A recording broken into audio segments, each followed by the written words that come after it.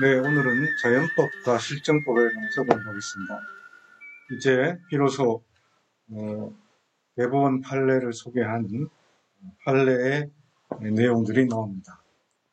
자, 이제 흥미진진한 내용들이 많이 나옵니다. 그런데 아마 여러분들이 이 판례의 용어에 익숙지 않아서 판례를 읽기가 쉽지는 않을 것입니다만은 판례를 꼭 읽어서 읽는 방법을 터득을 하고 이해하는 방법을 익혀야 될 것입니다. 자연법.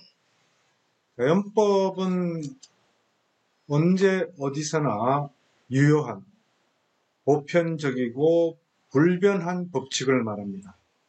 시대와 사회를 초월하여 보편 타당성을 갖는 영구불변의 초실정법을 말합니다.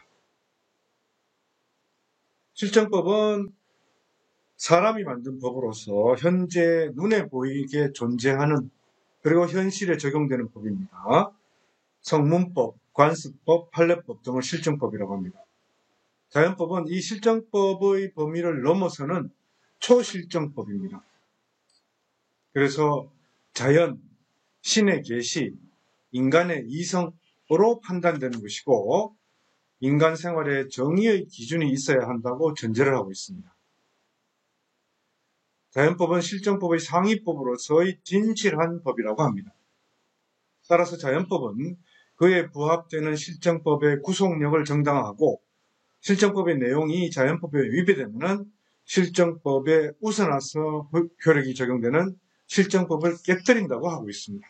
전통적인 자연법론은 자연법을 신이 정한 인간 사회의 질서로서의 형이상학적 존재라고 보았는데 특히 아리스토텔레스는 자연에 의한 정의, 법에 의한 정의를 구별했고 토마스 아퀴나스는 영구법, 자연법, 인정법, 신정법으로 구별했습니다. 인정법은 사람이 정한 법이라는 뜻입니다. 신정법은 신이 정한 법입니다. 그러니까 자연법도 이렇게 단계가 있다는 것이죠. 그런데 근대에 들어와서 자연법론은 개인주의, 합리주의, 공리주의 사상을 근거로 해서 신학적 유죄를 끊고 인간의 이성을 본질로 하고 인간의 이성으로 인식됨으로써 존재한다고 하고 있습니다.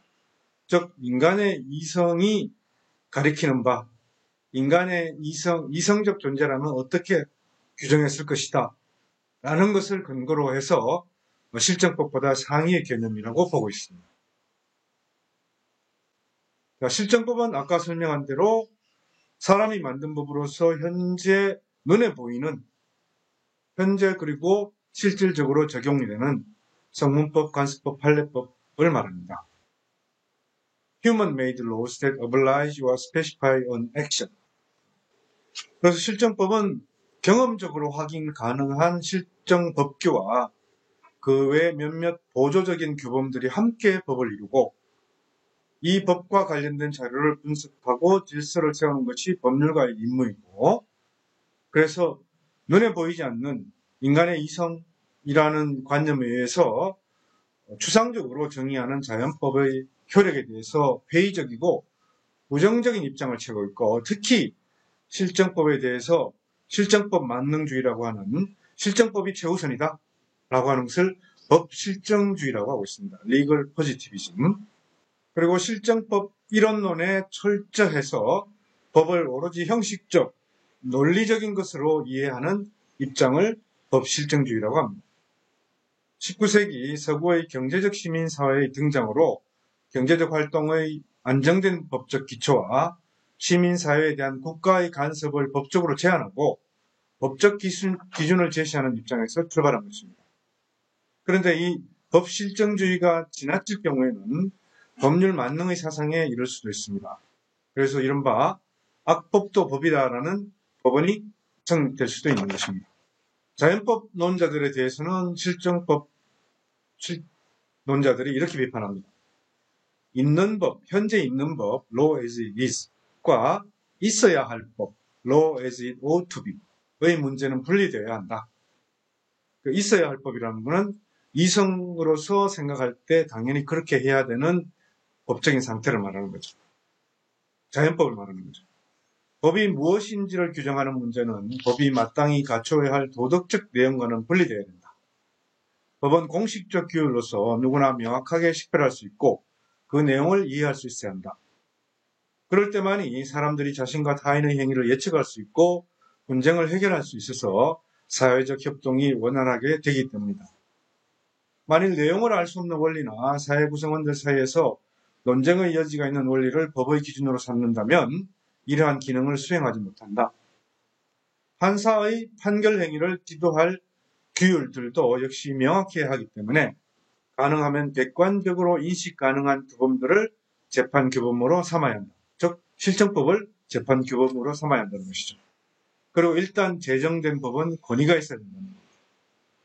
그 내용의 타당성을 항상 입증하지 않더라도 복정을 요구할 수 있어야 되는데 만약 그렇지 않다면 도무지 사회의 질서가 유지되지 못하기 때문이라는 겁니다.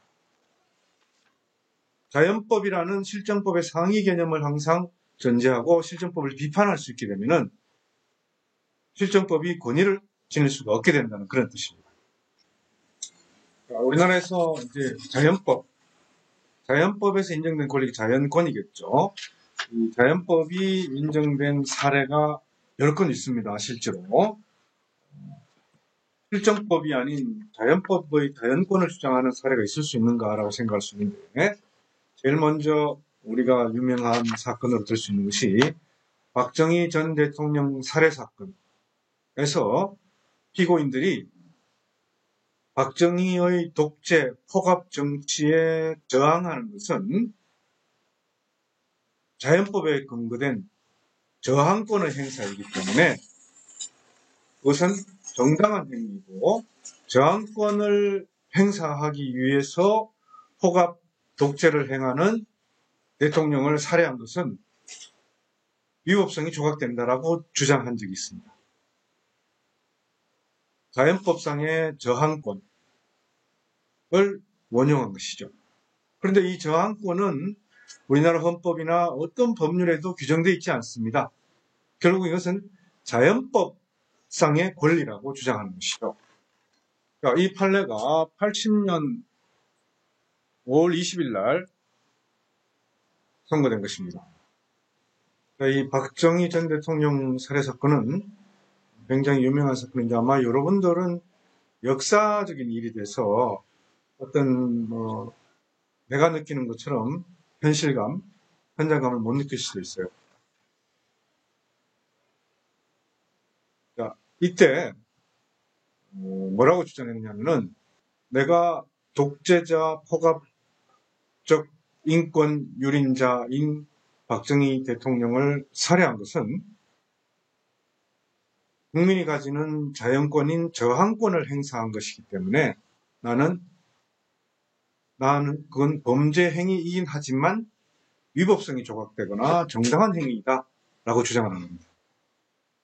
그러나 당시 대법원의 다수 의견은 저항권은 실정법에 근거를 둔 것이 아니고 오직 자연법에만 근거하고 있고 그래서 판사는 이를 재판규범으로 원용할 수 없다라고 했습니다. 그러나 이 중에 소수 의견이 있었는데요. 소수 의견은 어떻게 봤냐면은 저항권은 헌법에 명문화되어 있지 않더라도 일종의 자연법상의 권리로서 이를 인정하는 것이 타당할 것이고 그래서 이러한 저항권이 인정된다면 재판규범으로서의 기능을 배제할 근거가 없다. 그래서 저항권이 인정돼야 된다라는 설치를 했습니다. 이러한 그 자세한 내용은 뒷부분에 여러분들이 쭉 한번 읽어보시기 바랍니다. 소수 의견, 저항권과 관련된 소수 의견을 주로 한번 어떤 자연법상의 권리가 재판규범으로 사용될 수 있는지에 관한 소수 의견을 한번 읽어보면 좋겠습니다. 그 다음 자연권에 관한 사례는 다음 시간에 보도록 하겠습니다.